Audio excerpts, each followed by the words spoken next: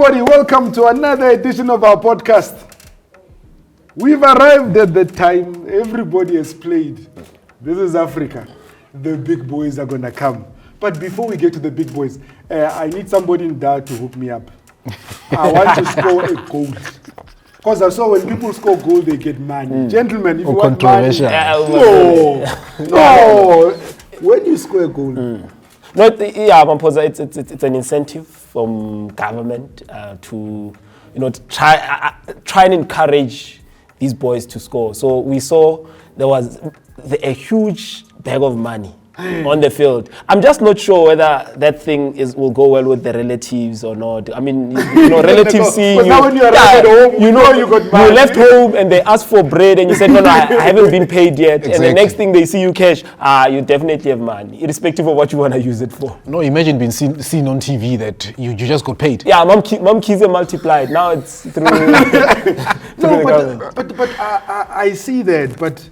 Here's my thing, and maybe from a Yanga perspective, because when you look at a team like what Yanga's doing, Yanga has been very clinical. They've got systems that are in place. Gomondi's got a system that plays. But now you're incentivizing the goal scorer. What does that do for the morale in the team? I see a problem moving forward with this.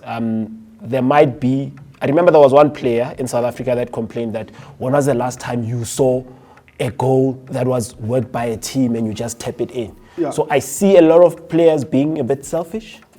I see a lot of players trying to claim all the glory for themselves.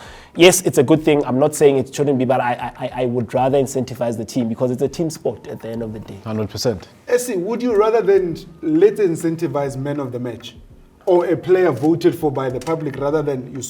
Chief, I'm in front of goal. Even if I want to score. Yeah, but then let's take it back to the coach's philosophy and methodologies. There's a way we get to that part where you are about to score. We've given you the ball from the back to the middle field to a strike, and you score. And then somebody comes and says, hey, we'll incentivize you for scoring as a striker. If I am playing, you're not getting anything. If a goal is even inside, I am shooting. Then you're going to have people that are going to be fighting on the field. Well, it's open for debate. Let us know what you think. Wananchi, are you for that?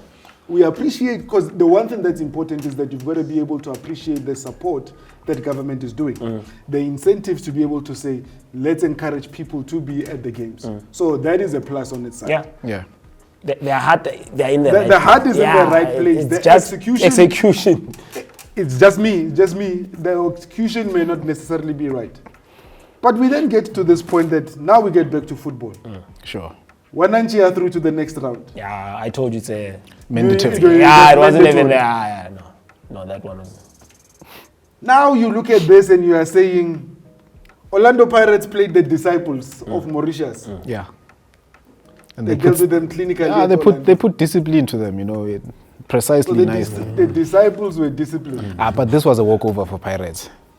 Hey, the ref helped the scoreline because the ref kept it down. It should have been 7. Yeah. Exactly. Pirates. I don't think this was going to be.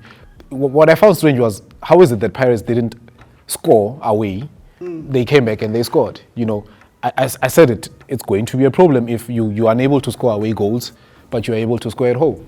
And I said, Mpho, I think in the previous episode, I said if you look at that match that they played. Them not being able to score away from home that did not mean they did not create chances away from home.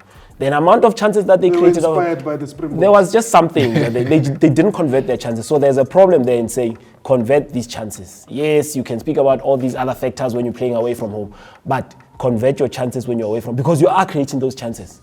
Finish these chances, create them. But we always know that Orlando Pirates is going to be clinical. We all know their forwards, they raise their hand. What I like about them is that their forwards will raise their hand. Not necessarily the striker, but the forwards will raise their hand and say, I am going to score. And you have a goal scorer in Maswang at any given moment. You have a goal scorer in Mufukeng at any given moment. So that's a big boost for climbing on the ball is not scoring.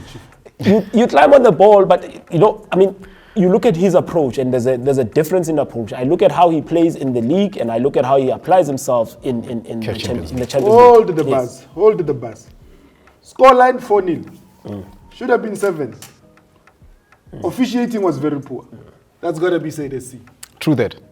Look. Because sorry to interject, but if you get into the very critical stages, games of consequences, you've denied people a goal that is a legitimate goal.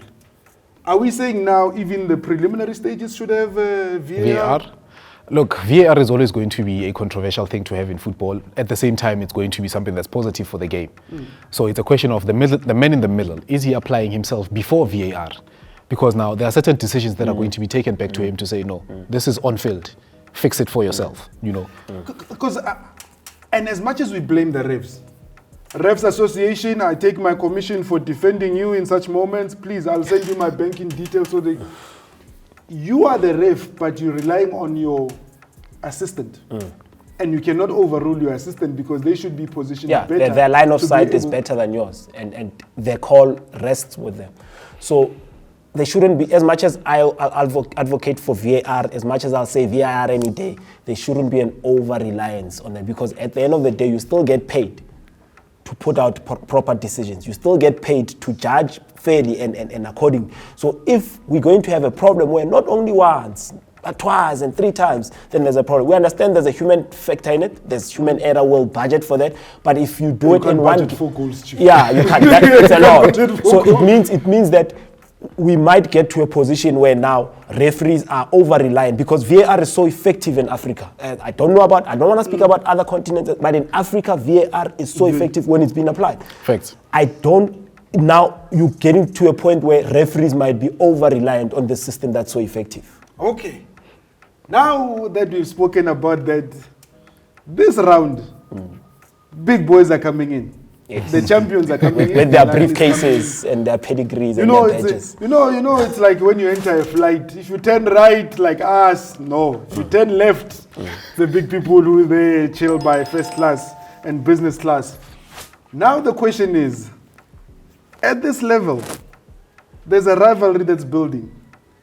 An interesting one. That crosses the border between South Africa and Botswana. Jwaneng FC versus Orlando Pirates.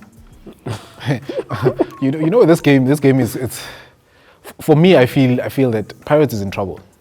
And Tito will climb on the ball. Before he tells you about Pirates being in trouble, Lufuno, I told you that Jwaneng is going to go through. I told you they are going to go through. You said no, they are not. They are through. Yeah. Disclaimer. Look, why I say Pirates is in trouble. It's a team that has their beating, and I've been saying this. It's a team that is not scared to play Pirates. And the psychological effect in football is there. We cannot deny that. We can even take it to Europe when a Madrid plays a certain team, young boys.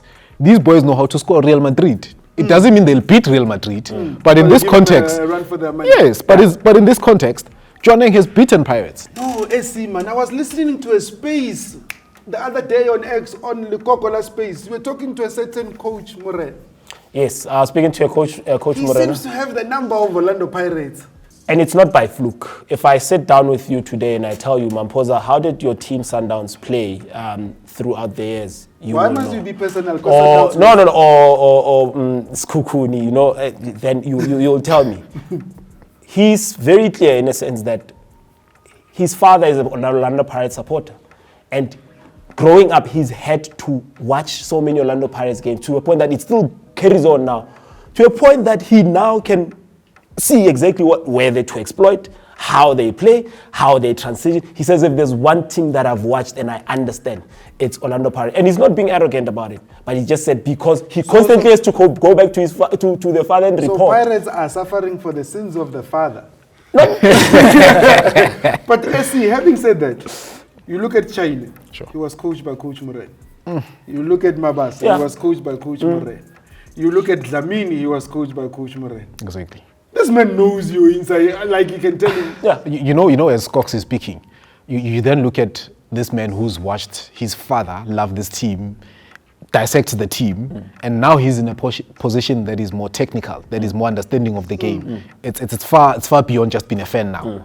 He's detailed about it, and his players are now getting the details that he's gotten from being a young boy, watching this team, and applying it now. They've applied it before, as we've said. They've applied it before. They're going to come back again and apply it. But let's not discredit Pirates.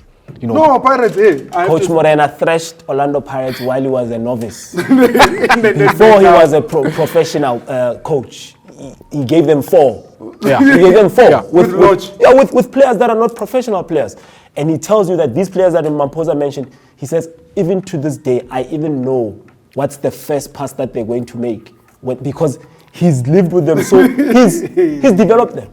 So I'm not saying it's going to be easy for him, but I'm saying it's going to be easier for him than playing in the So Cox, you look at this, and when you're playing in the Champions League, now the home advantage, and we've spoken about this before, the home ground advantage comes into being.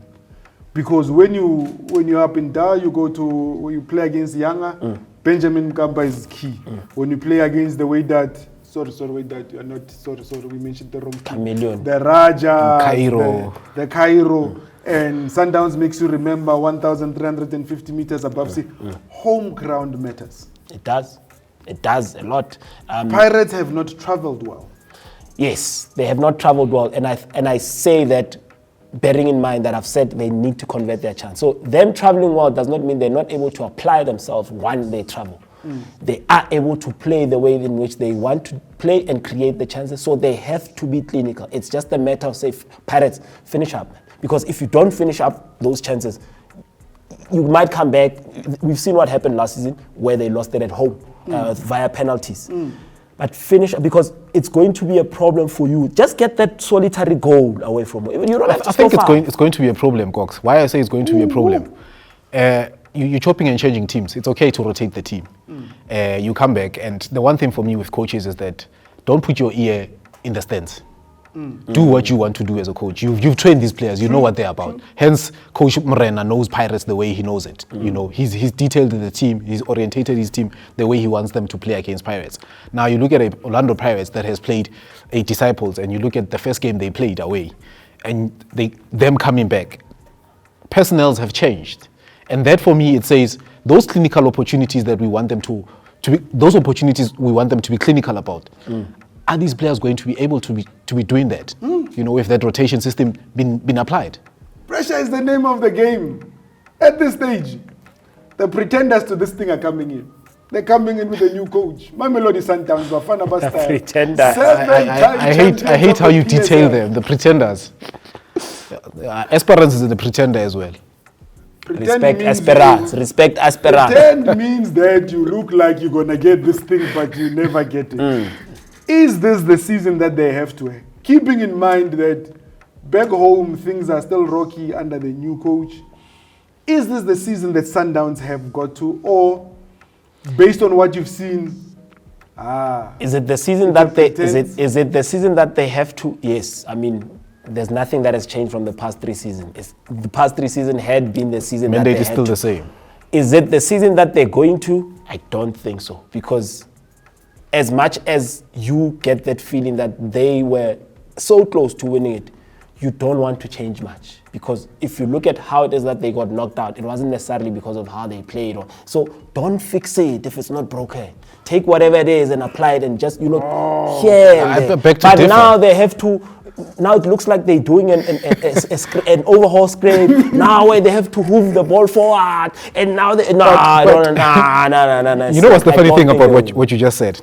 As much as I want to be different in terms of opinions, this hoofing of the ball, the Sundowns coach at some point spoke about the technical of scooping the ball forward, because players that are in Esperance, Cairo, Morocco, in entirety, Egypt, the north, they are used to that kind of play.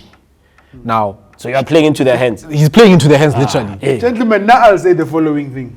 Sundowns has played wonderful football, awesome to watch, just did not win. Yeah, that's last season. Al Ahly have played mud of the highest order, premium mud, and have won this thing. Coach Mangoba, I'm a believer. We're going to meet Yanga in the final, and you're going to win this thing. Thank you, everybody, for watching. It's been wonderful having you, and we will see you soon. I saw a cherry